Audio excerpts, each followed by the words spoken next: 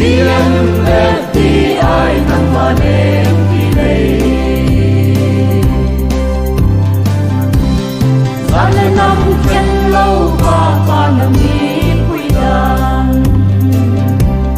Chiling sa tuto pa o gazaw pati. Lihim ate bang no namihan dani, Say em bồn nan dòng ngày đâu hiền linh. Nang lâu pi na long no me kapau pati, Ba cây ho ding in tay kitang nghe. Em pi na alam ikin patim, O kayu tempo nay milnaw. CNFDI ng Maneng Pilay.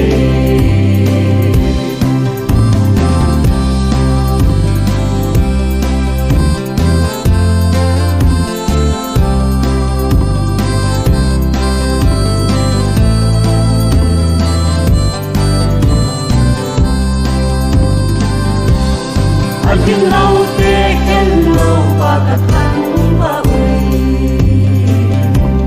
Nilay lau merling lau nuble naisi.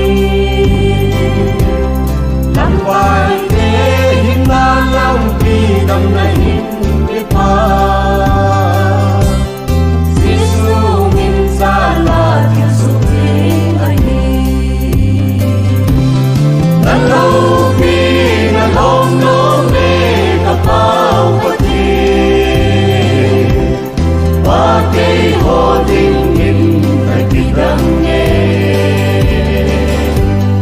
Ang pinawalang ikin patim,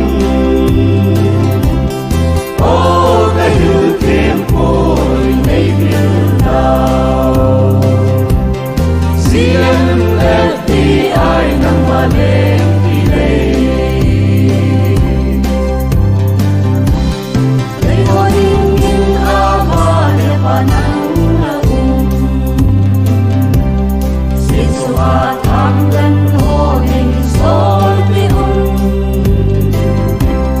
Nasali hagaw damlaw kang sungatam, Gospel tuhin hilkin papao. Nalaw pinalong no me kapau pati, Bakay ho dingin ay kitang nge. Ang pinawalang ikin patim, O kayo tempo'y may milnaw. CNFDI ng Maneng